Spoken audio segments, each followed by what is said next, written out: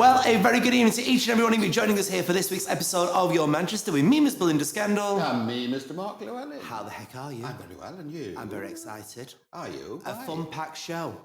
Is it? It is a fun-packed show. On today's show, Morgan Rees. the one and only Chia Phoenix. And Reece Ryan. Packed to the gunnels. It is a good show, isn't it? Packed to the gunnels. Packed to the gunnels, I tell you. Have you had an adventurous week? Oh, yes, because I've semi-retired. You've semi-retired. Yes. How does that feel? You look no different. I'm freer. You're freer. Yes. Is that a word? Yes. It is now, isn't it? It is. It It's always a glorious word as well. It is indeed. And what does it feel like now to be semi-retired? It feels like being unloaded of responsibility. Oh, it's good to be unloaded, isn't it? Yes, I'm responsible for no one now. You're not, No. which is the way you were even when you were working. So, listen, Mother's Day is coming up. Correct. Are you I've excited? got you a card. Have you got me a card? Yes, I Thanks, have. love. Is there a message in it? Oh, there certainly is, in crayon. In crayon? Yes. What Yes. colour crayon? I'm intrigued. What colour would you use for me? Yellow. I'd use black for you. Would you? Yes. Well, the last card you sent me, you cut all the letters out of newspapers. I did, and I did get the money, everybody, as well, which was good, wasn't it? Yes. It was very, very It good. certainly was. So Mother's Day, yes. Mother's What Day. are you doing for your mother? Well, I sent her a card Yes. because I'm not able to be there this week because I'm in Brighton. Oh, you are. That's I'm in right. Brighton. Yes, you are. You're working, aren't you? Working in Brighton Mm. at a place called Legends. Oh. Which, okay. of course- Well, I hope they're not done under the trade descriptions. Why? Why? Oh. What are you saying? I am a legend. I'll have you know I'm the second oldest drag queen on the village now. Second oldest. Yes, next to John Hamilton. Yes. And is he keeping going for some years, or will you soon be the oldest? I suspect Yes. that in the next 18 months I will be the oldest. Yes. Yes. Yes. Which at my grand age of 21 is quite insulting, really, isn't it? Well, I mean, is this why you're losing weight? I've noticed there's less of you every week. I've been on a little walk. Yes, well, I've noticed a skip outside full of blubber. Is that you? Full of blubber. Yeah.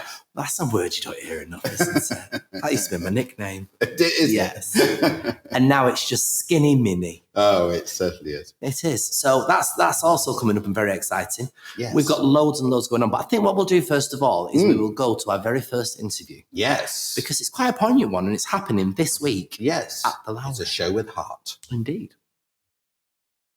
Ask you a question Mm. because it's all been about questions today. It certainly has. Would you sooner have a broken human heart or a pig's heart that's working?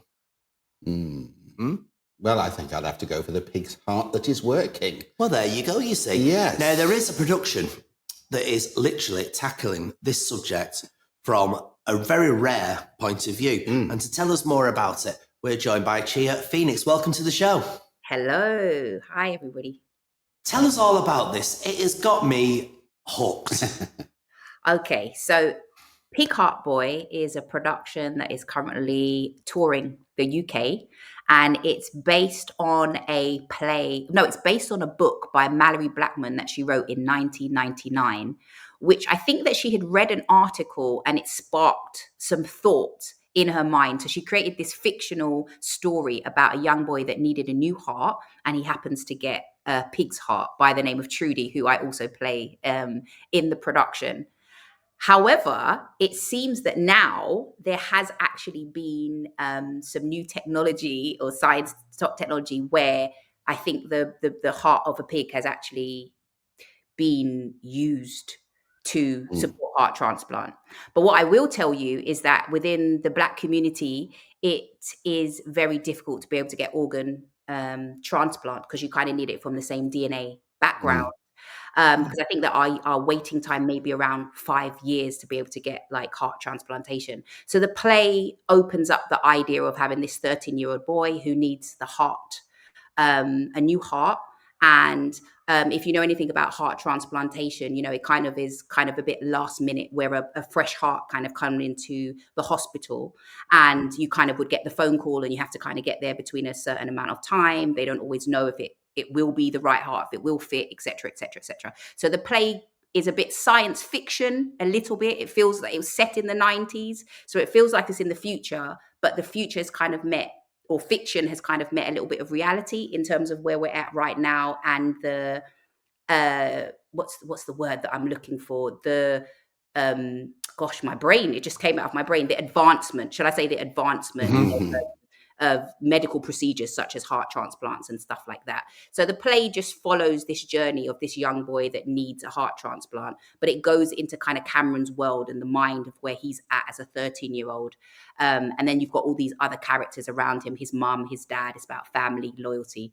And I also play his nan, his Jamaican grandmother, who is imparting all this wisdom about living life, and taking the chance of having this transplant to enjoy life as much as he possibly can.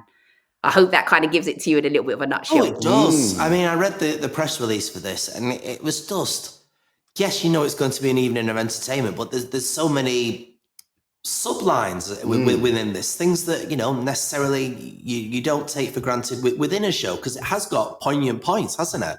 Yes, it has. As I said, there's the main storyline, which is about Cameron's, you know, his experience, but it's also teaching young people and adults about friendship. It's about loyalty. It's about family. It's about how, you know, how we're going to view the world, how we have our own inner worlds and own inner narratives and how we see things, and then what's happening outside in the real world. It's about different cultures and stuff coming together. And it's also set in the 90s. So there's a lot of references for those of us that was around in the 90s for adults to be able to enjoy, and aspects for young people to be able to catch about the 90s. So what's the audience reaction been like? It's been wonderful. I think it's been a wonderful delight, to be honest, because there is music. There's a bit of jungle in there. I come out as Trudy the Pig. They never expect me to come out as Trudy the Dancehall Queen by Beanie Man. So I'm like a little burst of fun in terms of just making that moment between Cameron and the pig, which is actually in his imagination, that he believes that the pig has come alive. But it's also showing his sensitivity towards this animal, and that he's, you know, this animal is going to give him his heart.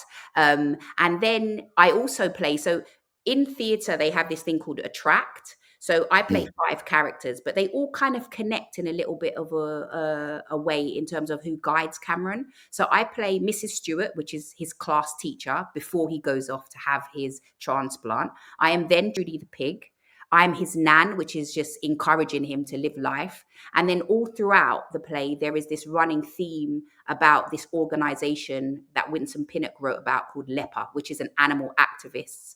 Because obviously there will be people that will not feel happy about us taking organs from animals to be able to use for ourselves. So I also play the leper lady as well, who kind of comes out, you know, with this little beret on her head and throws the blood of a pig on Cameron, which always shocks the audience. But it kind of shows all the different elements of how different people would feel about going through this process, including even the parents and their worries about it, because there is also a scene in the play which is about called Breaking News, where it gets out.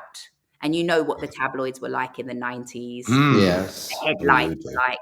So we have all these futuristic TVs on the stage that have all of these different headlines, and it's how the family deals with this and the embarrassment of dealing with it. Just before we let you go, we know you're a creative arts therapist. I mean, what do you hope that people are taking from this when they see this show?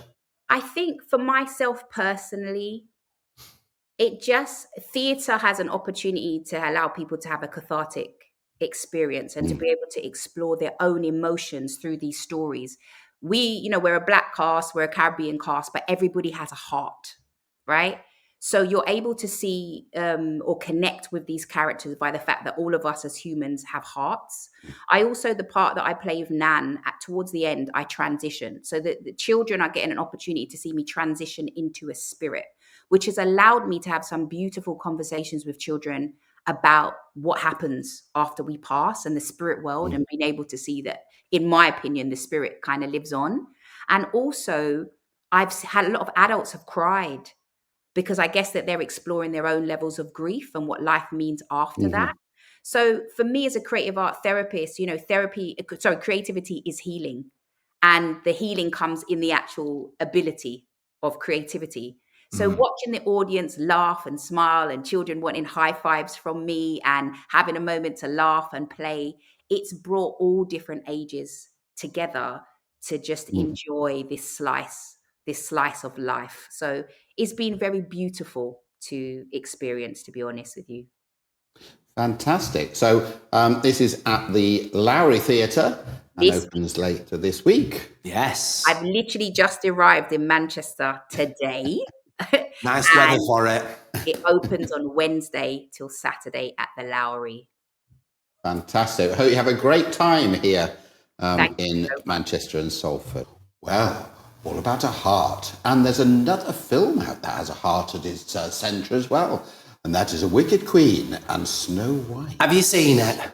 No, of course I've not seen it. Oh, it's not getting good reviews, you know.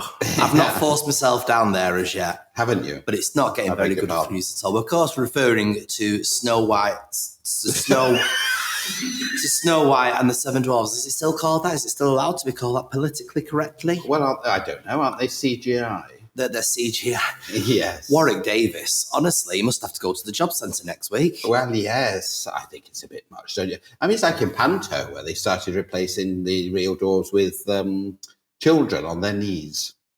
Right. So it is a bit too much, isn't it? I've got to say. It's. And I mean, why have they done it anyway? What's the idea with all these live action things now? Yes, we had live action Beauty and the Beast, live action Lion King. Then we got a sequel to the Lion King. Then we've got a prequel to the Lion King. They'll be making us do it next. They'll be making us do it. No, because we look too real. What? That's the thing. We look too real. Some would say we could do with being CGI or at least airbrushed. Yes. Well, I showed you somebody on whatever it's called. Is it called AI? Or is it called AL? Are you not au fait with it?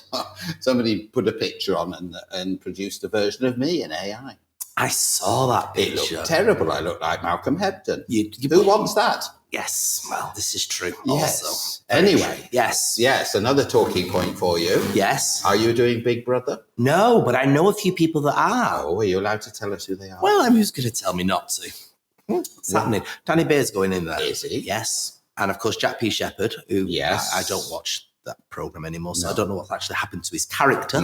But apparently he's not in it for a while because he's going into Big Brother. Oh, I see. Which is all very, very exciting, isn't it? It certainly is. And I mentioned, because I've been told to, Blue Peter. Oh, it's sad. Yes. 60 years, I think it's been going. Is that right? Yeah. 60 years, and now they're fully not doing it live. Not doing it live. I believe does that really matter? No, not really, as we've seen from today. Yeah, we're barely live. I'm barely alive, yes. I'll be honest with you.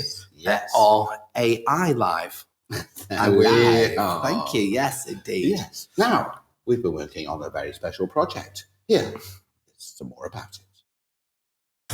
At Your Manchester, we're working on a very special project entitled HIV and Me. And we're wanting you to take part. We want your stories. What do you think of HIV? Do you have experience of living with HIV, or someone you love, family member perhaps also doing so?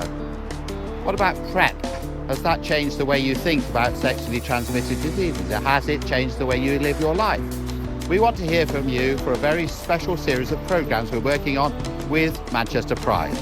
You can contact us using the email contactus@yourmcr.com, and we can arrange for you to come in, film your story, record it as an audio, or if you wish to remain anonymous, that's entirely fine as well. So we want to hear from you, and Belinda and I will be sharing your stories soon on Your Manchester.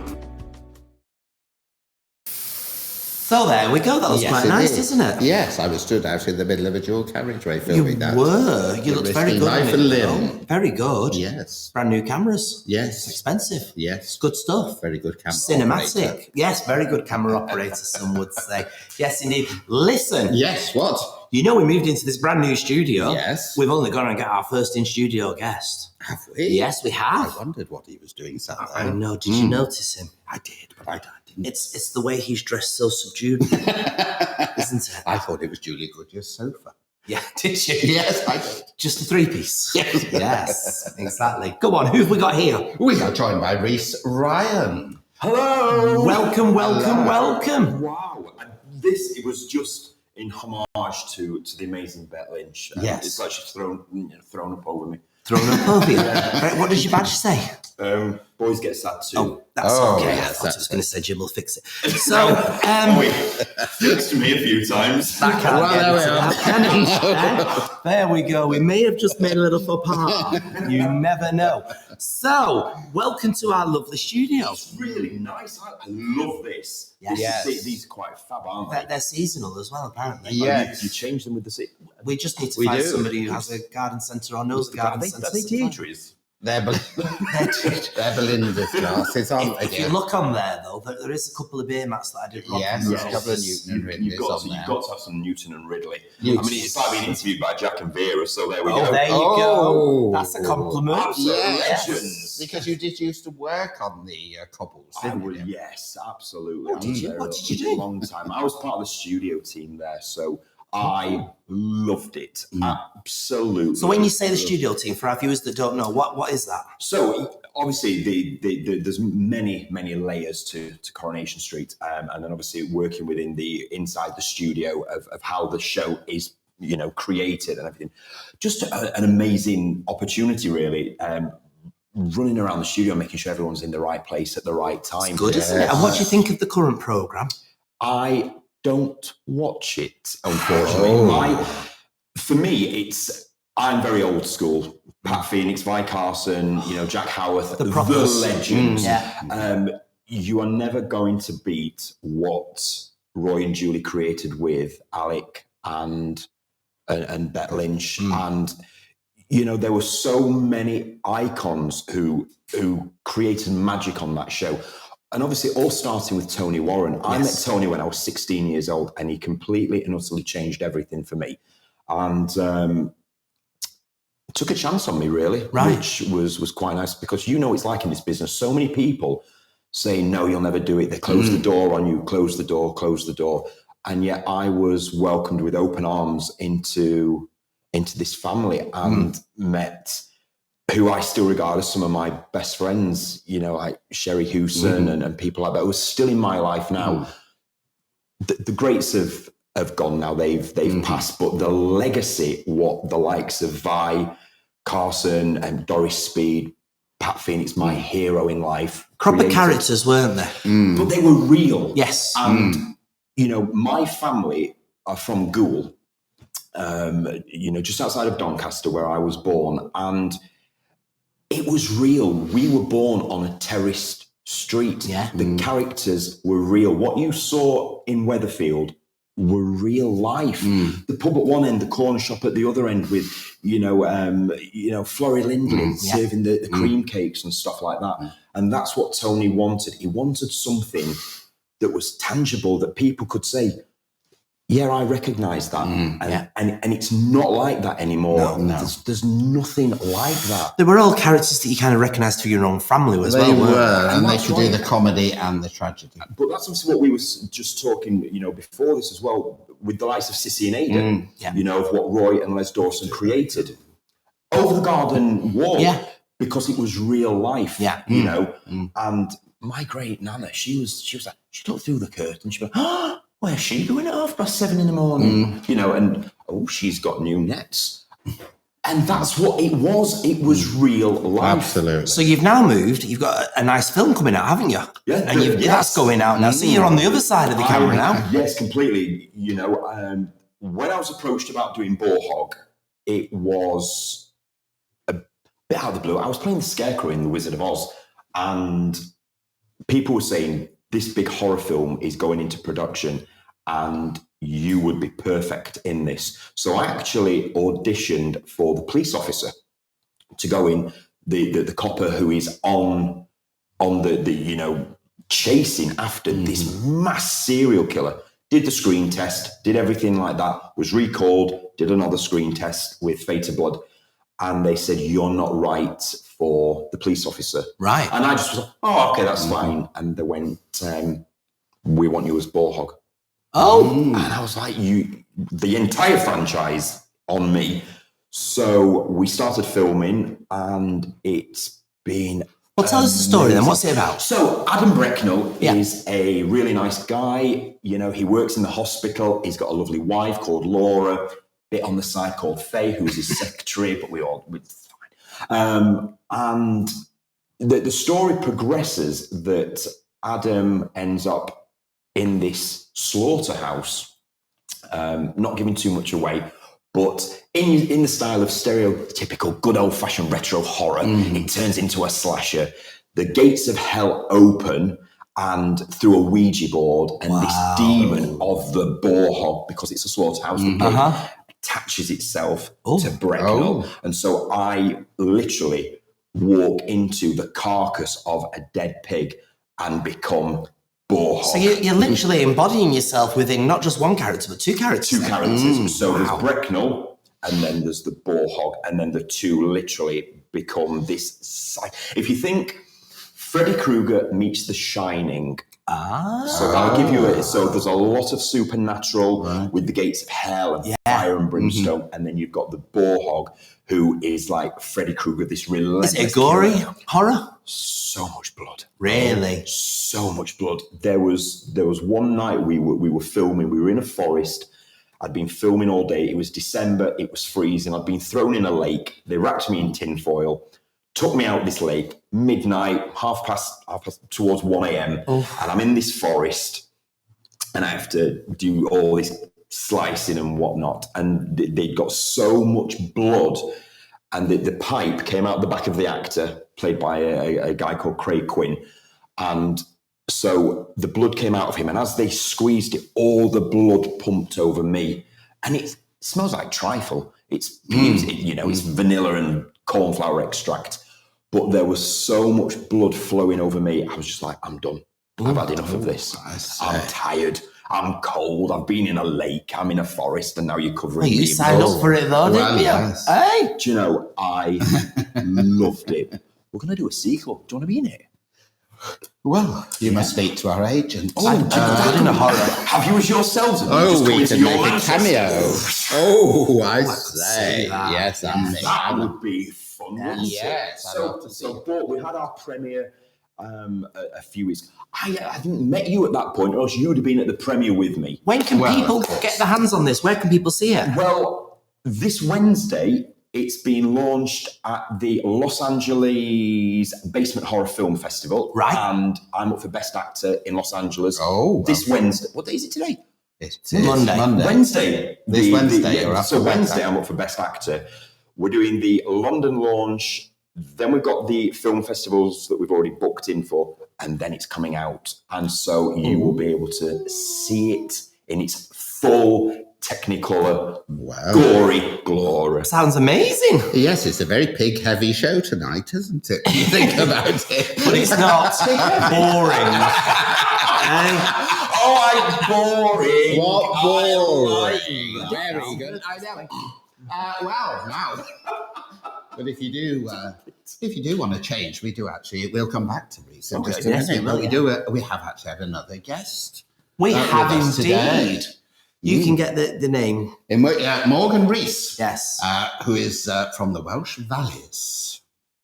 And joining us now from the world of funny, everybody, is the one and only Morgan Rees. Welcome to the show, Morgan. How are you?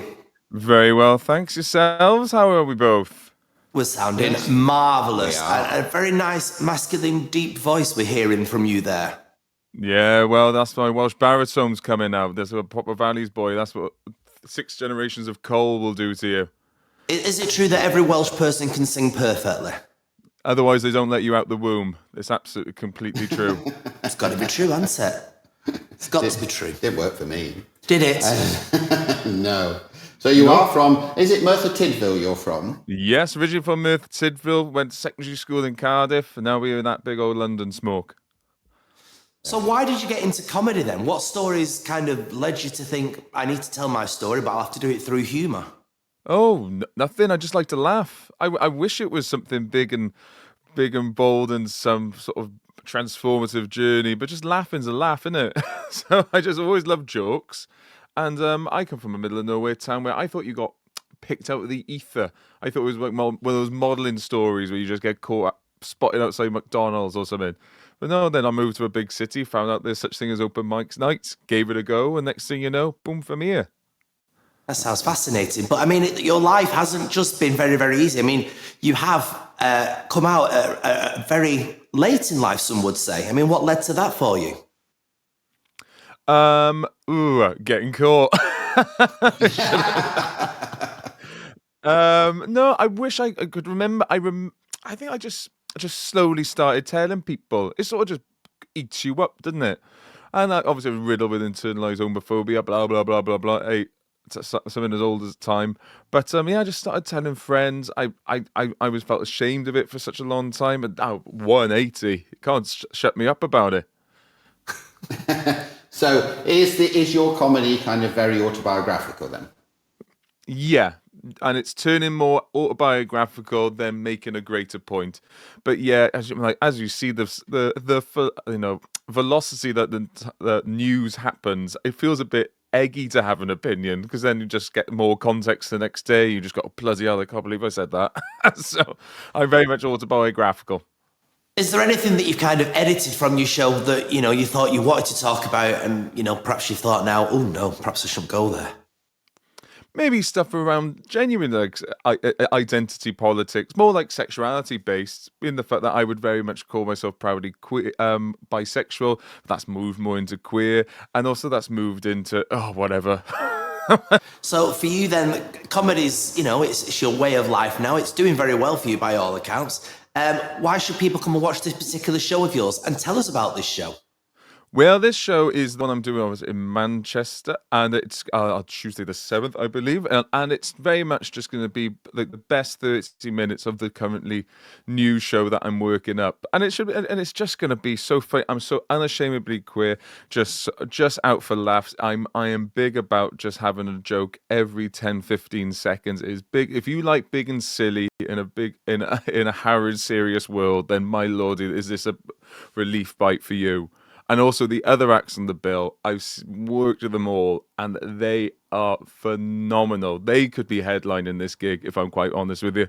It is a stellar lineup. Okay, then, so where is this on at, and how can people get tickets? Oh, beg my pardon, I don't know either, but I do know if you put it into Google, they'll pop up. I'm just been booked as the headliner. I didn't put. Fair enough. We know this is going to be Wednesday the 9th, and it's going to be in a beautiful, beautiful venue, and people should come and watch this, shouldn't they? Yes, and we might even put the details on the bottom. In fact, we will. They will be there. I would love that, please. That would be super. And honestly, it's gonna be spectacular. So we look forward to that. It's going to be at the Contact Theatre. I believe so. On a very, very lovely day. The 9th. Thank you. There we go. Still in studio with us today is the wonderful Reece Ryan, not Morgan Rees. No, it's very Reese heavy, this show, as well. Pigs and Reese. Which is my favourite chocolate as well, so that's good, isn't it? Oh, I don't like that. Do you know? No. A bit of peanut butter for the protein. No, absolutely. Don't like them, I'm sorry. Smeared? It's like this. We're smearing peanut butter on people now. I don't think that's a very good idea a night out, but I'd like to see you clean the kitchen up after that. What makes you think it'll be in the kitchen? Thank you very much. Right, now, Reece, you've worked with lots and lots of people. If you have to pick one person... Oh, my days. ...you'd like to rework with? Us. Yeah, you. What a liar. One person I would love to rework with would be Paul Sheen. Oh, High Fame. What was you ran my lord? No, yes, wasn't it you ran my lord? Yes, Dr. Beeching, yes. I adored him. Mm-hmm. I loved him. Why? He was just a proper northern guy. And like I said, I'm from Doncaster. He lived just down the road, and just an amazing guy. I really, really liked him. He taught me so much, introduced me to some amazing people that again, such, as I mentioned about Tony Warren, these people, they believed in me. They helped me when I was at my absolute lowest. I talk about this quite a lot. I was really, really badly abused as a child, and throughout my early years, didn't know which way to go. I always knew, that I was going to be openly gay, and someone around me decided to try and beat the gay out of me. And you will go in the territorial army. You will be a real man. And I turned to the YMCA, and they sort of nurtured me and helped me. And off the back of the YMCA through a group called Tensing, I met Paul Sheen and started going into places like the working men's clubs and learning my craft, learning how to work an audience, learning how to engage with an audience regarding interviewing and things like that. So through Paul, it led me on to Ken Dodd, and through him, I started doing all the stuff with Cannon and Ball. And so I did Cannon and Ball for a long time. And one of my first ever jackets, I wear loud jackets, it's what I'm known for. And one of my first ever jackets was bought for me by Bobby Ball. He gave me £20, which back then was a lot of money. That's a lot of money, isn't it? And a rather strange coincidence to your career as well. Yes. Working with them right at the very beginning. Really? Giving me That's amazing. People. We need to sit and talk about that, because you know when they did the when after Bobby had passed, they did the big event, the memorial event for him in Winter Gardens.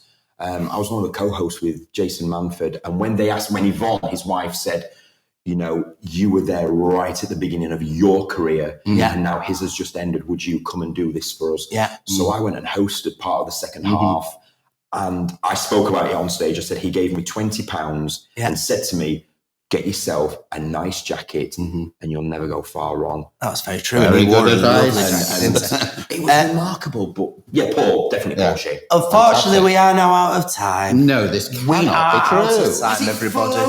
Thanks so much for coming in today. Thank you. It's been an absolute Thank you. pleasure. Absolutely wonderful to hear your stories. I'm sure we'll get you back in as well, because I think Anytime. we've only just opened chapter 1 and chapter 2.